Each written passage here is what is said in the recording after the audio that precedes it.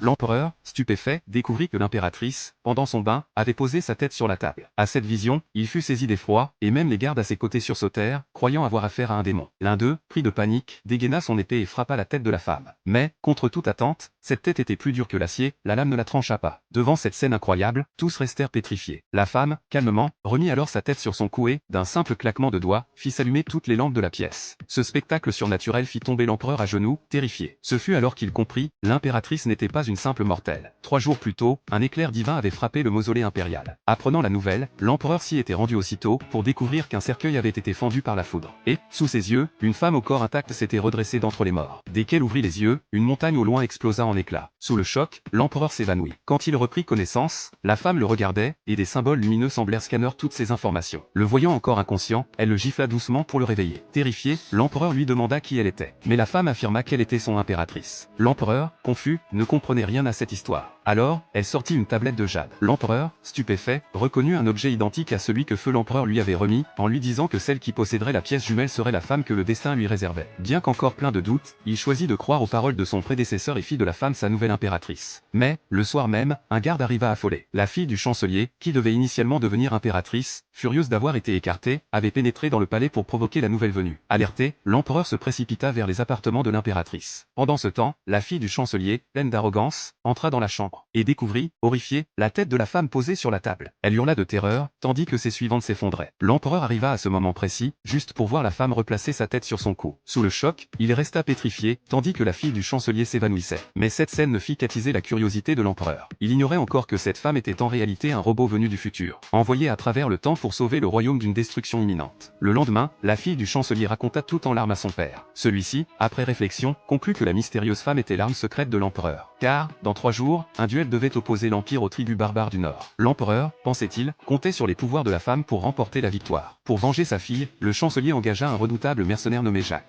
afin qu'il combatte au nom des barbares et tue la femme pendant le tournoi. Le jour du duel arriva. Jacques remporta 18 combats d'affilée, terrassant tous les champions du royaume. Bientôt, plus personne n'osa se présenter. Pour sauver l'honneur de sa cour, l'empereur monta lui-même sur le ring. Mais, malgré son courage, il fut rapidement blessé. Même la fille du chancelier, émue, le supplia d'abandonner. Mais l'empereur, fier et inflexible, refusa de se rendre. Il jura de combattre jusqu'à la mort. Ces mots mirent Jacques en rage. Alors qu'il s'apprêtait à abattre sa lame sur le souverain, la femme intervint enfin. En un éclair, elle saisit l'épée de son adversaire et la brisa net à main nue. Puis, d'un mouvement fulgurant, elle blessa Jacques avec le morceau de lame. Face à ce spectacle, la foule entière resta bouche bée, émerveillée.